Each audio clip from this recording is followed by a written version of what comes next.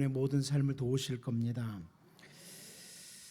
사탄이 우리들을 유혹하는 것 중에 하나가 뭐냐면 우리로 하여금 의지해야 될 대상을 올바로 잡지 못하도록 하는 거예요.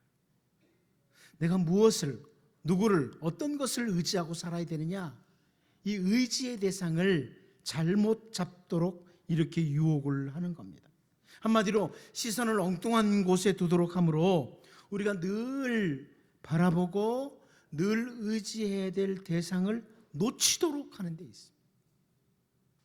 사탄은 계속 그럽니다, 여러분. 이건 누구에게나 찾아와서 자꾸 의지의 대상을 놓치도록 만들어요. 호세아 2장 8절 말씀을 보면 곡식과 새 포도주와 기름은 내가 그에게 준 것이요 그들이 바알을 위하여 쓴 은과 금도 내가 그에게 더하여 준 것이거늘 그가 알지 못하도다. 이런 지적을 선지자 호세아를 통해서 하나님께서 하세요.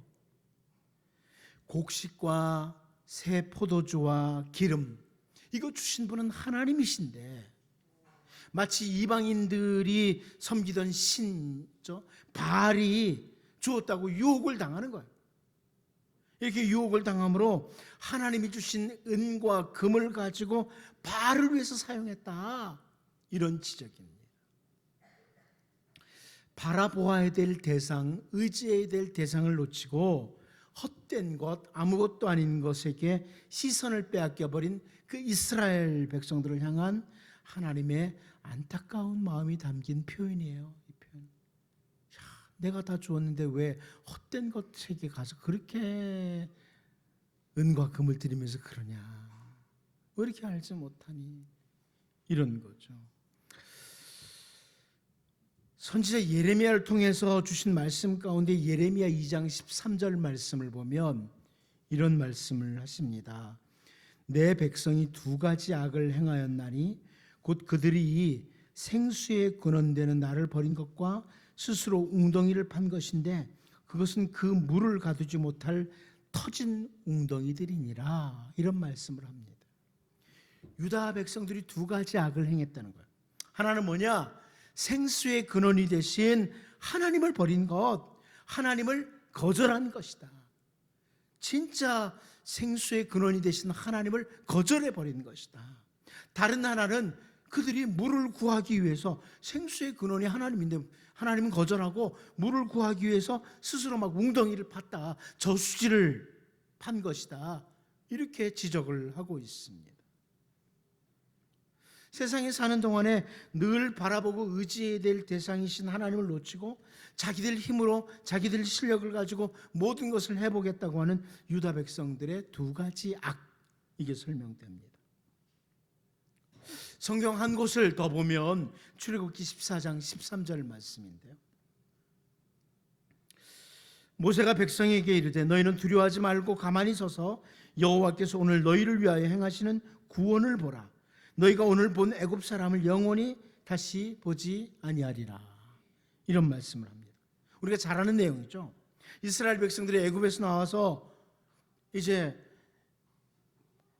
인도를 받고 하나님의 인도하심을 받고 가는데 홍해에 딱 이르렀을 때 뒤에서 애굽의 막강한 기마 부대가 추격해 오는 것을 확인하게 됩니다. 앞에 딱 홍해 바다요, 뒤에 애굽의 기마 부대가 추격을 해온 겁니다. 진퇴양난에 빠진 이스라엘 백성들이 그들의 눈에 탁 들어온 것은 홍해 바다와 그 애굽의 막강한 군사들밖에 들어오지 않는 겁니다. 그런데 모세를 통해서 하시는 말씀이 뭐예요? 보라! 인간의 어떤 상황에서도 하나님을 바라보라, 이렇게 말씀을 하고 있습니다. 하나님을 바라봐라. 하나님은 우리네 인생의 모든 상황 속에서 늘 바라보고 의지해야 될 대상이라는 것을 강조하는 내용이에요. 보라, 너희 어디를 바라보고 있느냐? 왜 애굽의 기마 부대를 바라보고 있느냐? 왜 홍해만 바라보고 있느냐? 하나님을 바라보라, 이런 말씀이죠. 우리는 오늘 본문을 통해서 에돔이라고 하는 나라가 의지했던 대상, 이 부분을 좀 보면서 이 선지자 오바댜가 너희 에돔이 지금 이런 것들을 의지하고 있지 지적하는 내용을 보면서 사실 오늘 우리가 쉽게 빠지는 유혹을 보게 돼요. 우리가 하나님 놓치고 에돔 사람들이 바라봤던 것들을 바라보고 에돔 사람들이 의지했던 것들을 의지하는 우리를 바라보면서 이제 정말 분명한 의지의 대상이 누구인가? 하나님을 바라보면서 하나님께 내 생애와 내 모든 것과 우리의 가정과 우리의 모든 앞길을 맡기면서 기도하며 나가도록 오늘 말씀을 통해 에돔 사람을 통해 우리를 바라보는 이런 은혜가 있기를 원합니다. 첫 번째는 에돔 사람들이 사람을 기대하고 있다는 겁니다. 사람을 기대하고 사람에게 의지한다. 우리 본문 7절을 같이 한번 읽어보도록 하겠습니다. 7절을 같이 봅니다. 시작. 너와 약조한 모든 자들이 다 너를 쫓아 변경에 이르게 하며 너와 화목하던 자들이 너를 속여 이기며 내 먹을 것을 먹는 자들이 내 아래에 함정을 파니 내 마음에 지각이 없음이로다. 여러분 여기 7절에 하나님께서 그 에돔 사람들이 의지하는 대상 중에 하나인 사람, 이 사람에 대해서 설명을 하는데요. 에돔 사람들이 사람을 의지했다는 거예요. 근데 이 사람에 대해서 세 부류로 설명하는 걸 봐요. 세 부류의 사람을 의지했다는 거예요. 첫 번째는 여기 보니까 뭐예요? 너와 약조한 모든 자들. 너와 약조한 모든 자들이라 이렇게 말씀을 하죠. 이 7절을 바른 성경으로 한번 번역된 걸 보도록 하죠. 바른 성경이 이렇게 번역했습니다. 내 모든 동맹자들이 너를 변방으로 몰아내었고 너와 화목하던 사람들이 너를 속여 이기고 너와 함께 먹던 사람들이 그에게 총명이 없다며 네 아래 덫을 놓을 것이다. 이렇게 번역을 해줬습니다. 그러니까 너와 약조한 사람, 동맹 맺은 사람들 이런 말이에요. 에돔이라는 나라가 자기 나라와 동맹을 맺은 나라들, 약속한 나라들을 의지하는 거예요. 아, 우리와 동맹 맺은 나라들이 우리가 조금 어려움이 있으면 도와줄 거야. 이런 의지죠. 그런데 그 동맹 맺은 사람들이 오히려 너희를 변방으로 몰아낼 것이다. 이렇게 지적을 하고 있습니다. 여러분 사실 가끔 우리 그런 생각이 들잖아요. 나와 같은 그룹에 있고 같은 공동체에 있고 생각이 맞고 그래서 나하고 어떤 약속을 맺은 사람들, 그런 사람들이 있어요. 아, 이 사람 나를 많이 도와줄 거야 이러잖아요. 근데 그 사람이 도움은 받을 수 있을지언정 의지의 대상은 아니라 하나님께서 그 사람을 통해서 우리 가정을 도와줄 수 있어요. 우리 앞길을 도와줄 수도 있어요. 그러나 의지의 대상은 아니다. 우리가 의지해야 될 나는 이런 사람이 있으니까, 나는 이런 나라 있으니까, 난 이런 힘 있는 자가 있으니까 하고 다 나를 그 사람에게 맡기면 안 된다. 이런 말씀을 하는 거예요. 에돔이 그랬다는 거죠. 또 하나는, 두 번째는 화목하던 자들입니다. 그러니까 오늘 나하고 아무리 샬롬의 관계, 참 평화의 관계에 있는 사람도 그 사람은 의지의 대상은 아니다. 물론 우리는 할 수 있거든 모든 사람과 화평하도록 해야 됩니다. 그렇죠? 하나님의 백성이 늘 원수 만들고 이러면 안 되고요. 할 수 있다면 모든 사람과 화목을 해야만 되죠. 그러나 내가 화목하다고 해서 그 사람이 나의 의지의 대상이 돼서는 안 된다. 이것을 오늘 본문에서 보여줘요. 마지막으로는 너와 함께 먹던 자입니다. 함께 먹던 사람들이다. 이 부분은 다윗의 경험을 좀 생각해 보면 될 것 같아요. 다윗이 그의 인생을 살아오면서 경험했던 그것을 시편 41편 9절에서 설명을 이렇게 합니다. 내가 신뢰하여 내 떡을 나눠 먹던 나의 가까운 친구도 나를 대적하여 그의 발꿈치를 들었나이다. 이런 표현입니다. 다윗이 공급해 주는 것을 먹고 살았던 사람이 발꿈치 들었다는 거예요. 여러분들이 내가 그동안 쌓아놓은 선이 있을 수도 있잖아요. 누군가를 계속 도와주기도 했고 이랬어요. 그래서 이 사람은 나를 배반 안 할 거야. 그 사람도 배반할 수 있으니까 의지의 대상은 아니라. 많이 베풀면 살아야죠. 할 수 있거든. 그러나 내가 많이 베풀었기 때문에 그 사람을 내가 의지할 대상이냐? 의지할 대상은 아니라.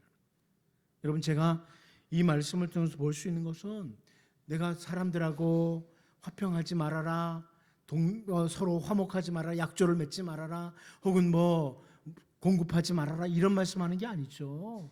사람들과 좋은 관계를 맺어야 되는데 그 사람들이 내가 의지해야 될 대상은 아니라는 겁니다. 자, 이렇게 세상에 존재하는 모든 사람은 결코 우리의 의지의 대상이 아니고, 예?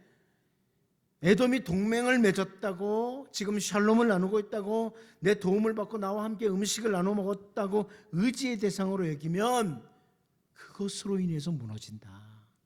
사람을 의지하면 그것으로 인해 무너진다. 이것을 강조해 주는 겁니다. 제가 전에도 언급해 드렸지만 잘 아는 구절이 있어요. 예레미야 17장 5절 6절 잘 알죠. 여호와께서 이와 같이 말씀하시니라. 무릇 사람을 믿으며 육신으로 그의 힘을 삼고 마음이 여호와에게서 떠난 그 사람은 저주를 받을 것이라. 그는 사막의 떨기나무 같아서 좋은 일이 오는 것을 보지 못하고 광야 간조한 곳 건건한 땅 사람이 살지 않는 땅에 살리라. 사람을 의지하는 사람, 사람을 믿고 사람을 의지하고 이렇게 하는 사람, 그리고 여호와에게서 떠나는 사람은, 그 사람은 사막의 떨기나무와 같을 거다. 사막의 떨기나무와 같을 거다. 이렇게 설명을 합니다. 그리고 이어서 예레미야 17장 7절 말씀, 8절 말씀을 보면, 그러나 무릇 여호와를 의지하며 여호와를 의뢰하는 그 사람은 복을 받을 것이라. 그는 물가에 심어진 나무가 그 뿌리를 강변에 뻗치고 더위가 올지라도 두려워하지 아니하며 그 잎이 청청하며 가무는 해에도 걱정이 없고 결실이 그치지 아니함 같으니라. 이렇게 말씀합니다. 사람을 의지의 대상으로 하는 것이 아니라 여호와 하나님을 의지하는 사람. 하나님, 저를 맡깁니다. 하나님, 제 인생을 맡깁니다. 하나님, 우리 가정을 맡깁니다. 내 앞길을 맡깁니다. 하나님께 모든 것을 정말 맡기는 믿음을 가진 자죠. 하나님만이 내 믿음의 대상, 나를 맡길 수 있는 대상입니다. 이렇게 살아가는 사람은 물가에 심어진 나무와 같다. 가뭄의 때에도 잎이 청청하다, 열매를 맺는다, 이렇게 말씀을 합니다. 에돔이란 나라가 자기와 동맹한 사람, 화목한 사람, 자기 떡을 함께 나누던 사람을 의지의 대상으로 삼았다가 멸망당한다. 이 모습을 보면서 우리는 에돔이라는 나라와 같은 자가 아니라, 그렇게 사는 자가 아니라 정말 하나님만이 나의 의지의 대상이다. 하나님만이 나의 의지의 대상이다. 이렇게 살아감으로 물가에 심어진 나무와 같이 풍성한 열매를 맺으면서 살 수 있기를 바랍니다. 두 번째는 에돔의 또 한 가지는 지혜입니다. 지혜가 우월하다고 해서 오늘 본 8절 말씀 다시 한번 같이 읽어보도록 하겠습니다. 보겠습니다. 시작. 여호와의 말씀이니라. 그날에 내가 에돔에서 지혜 있는 자를 멸하며 에서의 산에서 지각 있는 자를 멸하지 아니하겠느냐. 여러분, 에돔이라는 나라가 택한 백성, 이스라엘 백성이 아니라고 해서 지혜가 없는 자들, 지혜가 하나도 없는 자들, 이런 것이 아니라는 거죠. 여기 지각이 있는 자, 지혜 있는 자, 이 지각 있는 자라는 말은 분별력이 있다는 말이에요. 그러니까 지혜 있는 자, 또 지각 있는 자라는 말은 분별력이 있는 자, 이러니까 지혜와 분별력이 있는 이런 사람들이죠. 에돔이라는 나라에 지혜가 있고 분별력이 뛰어난 사람들이 있기 때문에, 그래서 그들이 의지의 대상이냐. 우리 나라에는 이렇게 지혜 있는 사람이 있어, 그러니까 의지의 대상이냐. 아니라는 거예요. 에돔 사람들 자체가 아무리 지혜와 분별력이 뛰어나다고 해도 그 지혜와 분별력 자체가 우리의 의지의 대상은 아니라는 겁니다. 여러분들이 바라볼 때 여러분 주위에, 혹은 여러분 자신이 뛰어난 지혜를, 뛰어난 분별력을 가지고 있다고 해서 그것 자체에 의지할 수는 없다는 거예요. 제가 요즘 새벽에 전도서를 가지고 말씀을 나누는데, 전무후무한 지혜자라고 하는 솔로몬이 전도서 2장 15절에서 이런 표현을 합니다. 내가 내 마음속으로 이르기를 우매자가 당한 것을 나도 당하리니 내게 지혜가 있었다 한들 내게 무슨 유익이 있으려 하였도다. 이에 내가 내 마음속으로 이르기를 이것도 헛되도다 하였도다. 이렇게 말씀하고 있습니다. 지혜 있는 자나 우매한 자가 당하는 것이 동일하다는 겁니다. 지혜 있는 자나 우매자, 어리석은 자가 당하는 게 동일하다. 그 중에 하나가 이제 죽음 혹은 죽은 후에 잊혀지는 것, 뭐 이런 것들을 언급하는데, 지혜가 도대체 무엇이 유익한가? 이렇게 말하면서 하나님을 놓친 지혜, 하나님 없는 지혜는 아무런 유익이 없다. 이렇게 설명을 솔로몬이 했습니다. 여러분, 지혜자인 솔로몬이 그렇게 말했어요. 내가 아무리 지혜가 있다고 할지라도 하나님 놓친 지혜는 아무런 유익이 없다. 이런 거죠. 또 솔로몬이 전도서 9장 16절을 통해서 이런 표현했습니다. 그러므로 내가 이르기를 지혜가 힘보다 나으나 가난한 자의 지혜가 멸시를 받고 그의 말들을 사람들이 듣지 아니한다 하였노라. 이렇게 말씀을 합니다. 아무리 지혜가 우월해도 멸시를 당하기도 한다는 겁니다. 이 세상은 그렇다는 거예요. 이 세상에는 자기의 지혜, 자기의 분별력을 의지의 대상으로 삼고 살아가는 사람 많습니다. 많습니다, 참. 그런데 에돔이 가진 지혜, 분별력, 그 모든 것은 하나님의 심판 앞에서는 다 무용지물에 불과하다. 너희들이 아무리 지혜로워도 하나님의 심판을 시작하면 너희 에돔이라는 나라는 아무것도 아니다. 이렇게 말씀하는 거죠. 만일 우리의 지혜, 우리의 분별력이, 우리의 잘난 것이 하나님과 대립한다면 우리는 그 모든 것을 배설물처럼 여기고 하나님 앞에 무릎을 꿇고 하나님을 의지해야만 합니다. 여러분, 오늘 본문에서 에돔의 그 지혜와 분별력 그 자체가 의지의 대상이 아니라는 것을 확인하면서 오직 하나님만이 우리의 의지의 대상이다 다시 한번 확인하고, 하나님께서 함께 하시는 지혜, 하나님이 함께하는 분별력을 가지고 살아가는 이런 은혜도 있기를 바랍니다. 마지막 한 가지 더 봅니다. 인간이 갖춘 능력입니다. 에돔이 의지하는 대상 또 한 가지는 인간이 갖춘 능력입니다. 오늘 본문 9절 같이 한번 읽어보도록 하겠습니다. 같이 봅니다. 시작. 드마나 내 용사들이 놀랄 것이라. 이로 말미암아 에서의 산에 있는 사람은 다 죽임을 당하여 멸절되리라. 자, 여기 드마나 내 용사들이 놀랄 것이라 그러는데, 드만이라는 것은 에돔 사람과 그 지역 혹은 에돔 중에 하나의 후손의 이름인 것으로 이렇게 바라봅니다. 그 지역이거나 에돔의 한 지역이거나 혹은 한 에돔의 후손 중에 하나가 아니겠냐, 이렇게 학자들이 봅니다. 그런데 우리가 그 부분보다 중요한 것은 내 용사들이 놀랄 것이다.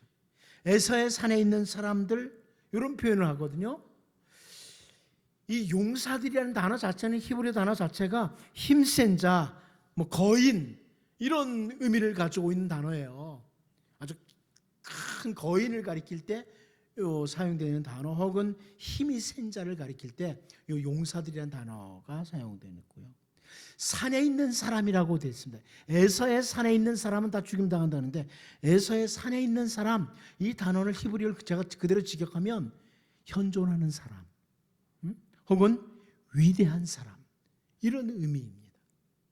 현존하는 사람, 위대한 사람, 이런 의미를 가진 단어예요. 무슨 말이냐면, 이 나름대로 에돔 사람들이 자기들의 어떤 능력, 자기들의 실력을 믿고 자기들의 능력과 실력을 의지하고 있다, 이것을 보여줍니다. 우리가 용사인데, 우리가 위대한 사람들인데, 이런 의미예요. 여러분, 이 세상에는 자기의 실력, 자기가 갖춘 것을 믿고 살아가는 사람들이 참 많습니다. 많은 물질을 갖추고 있다. 학식, 지식을 갖추고 있다. 학력을 갖추고 있다. 이래서 고개를 탁 뻣뻣이 들고 사는 사람들 많습니다. 내가 이렇게 많이 갖추고 있는데, 내가 이런 학력을 가지고 있는데, 이런 학식을 갖추고 있는데, 이렇게. 혹은 세상에 어떤 권세를 딱 가져요. 이리고서 목이 뻣뻣하게 살아가는 이런 사람들도 참 많습니다. 자기 갖춘 것들이죠. 인간이 갖춘 능력들이야. 그것이 무엇이 됐든 다양한 것들을 갖추고 있으면서 그걸 의지하고 살아가는 사람들이 많아요. 그런데 하나님께서 심판을 시작하시면 에돔이 갖추고 있는 모든 능력들 아무것도 아닌 것이 되고 만다. 이런 말씀이 오늘 본문에서. 여러분 잘 아는 이사야 31장 1절 말씀을 보면 도움을 구하러 애굽으로 내려가는 자들은 화 있을진저 그들은 말을 의지하며 병거의 많음과 마병의 심히 강함을 의지하고 이스라엘의 거룩하신 이를 앙모하지 아니하며 여호와를 구하지 아니하나니 이렇게 설명을 합니다. 말과 병거, 마병의 강함과 같이 애굽이 갖추고 있는 모든 것들, 자기들이 갖추고 있는 모든 것들을 의지하는데 하나님께서 입김으로 한번 불어버리면 다 날아가요. 여러분 재산 많으십니까? 그래서 든든하십니까? 그 의지하고 사십니까? 죄송하지만 하나님이 아무리 많은 물질도요 불어버리면 끝나요. 건강? 내가 남들보다 건강해. 내 나이가 이렇지만 내 또래 사람들보다 아주 건강하다고. 건강이요? 자랑하세요? 하나님 불면 바로 쓰러져요. 바로 쓰러집니다. 우리가 갖추고 있는 것 아무리 대단해도 하나님이 입김 한번 부시면 다 날아갑니다. 아무것도 아니에요. 우리는 흙으로 지어진 인간입니다. 아무리 대단한 걸 갖추고 있어도 하나님이 입김 불면. 그런데 흙으로 지어진 우리를 하나님이 붙들어 주시면요 누구도 건드리지 못합니다. 그 누구도 건드리지 못합니다. 사탄도 건드리지 못합니다. 비록 흙으로 만들어지고 연약한 자지만 하나님이 우리를 붙드시면 누구도 우리를 쓰러뜨릴 자가 없어요. 우리의 의지의 대상은 오직 하나님입니다. 여러분, 에돔이란 나라가 대단한 힘을 가지고 있다고, 대단한 능력 갖추고 있다고 우리를 건드릴 자가 없다고 생각했어요. 그러나 이 모든 의지의 대상은 하나님 앞에 아무것도 아니었습니다. 우리 시간 같이 한번 기도했으면 좋겠습니다. 나는 도대체 뭘 의지하고 살아가나? 혹시 나는 사람들을 의지하진 않나? 나는 내가 그동안 잘해줬던 이런 사람들이 있어. 나와 동맹한 사람, 나와 약조를 맺은 사람들, 나와 화목한 사람들, 내가 베풀었던 사람들. 나는 우리 자녀를 믿을 수 있어. 이만큼 가지고 있으니까. 우리 손자를 믿을 수 있어. 그런가요? 사람 의지하면요, 사람을 의지하면 사막에 떨기 넘어와 같습니다. 오직 하나님 의지할 수 있도록, 아무리 지혜와 분별력이 있다고 할지라도 지혜와 분별력도 의지의 대상 아니다. 아무리 대단한 것 갖추고 있어도, 많은 물질과 권세와 학식과 모든 것들을 갖추고 있어도 우리는 하나님이 입김으로 한번 불면 날아가 버리는 먼지와 같은 존재. 그러나 참 연약한 흙으로 지어졌지만 하나님이 붙들어 주시면 그 누구도 건드리지 못하는 존재. 이 시간 하나님만이 나의 의지의 대상입니다. 사탄은 자꾸 나를 헛된 것 의지하도록, 헛된 것 바라보도록 하지만 주여 오직 주님만 바라봅니다. 주님만 의지합니다. 이렇게 살게 도와주십시오. 이 시간 같이 한번 기도하겠습니다. 하나님 우리 아버지,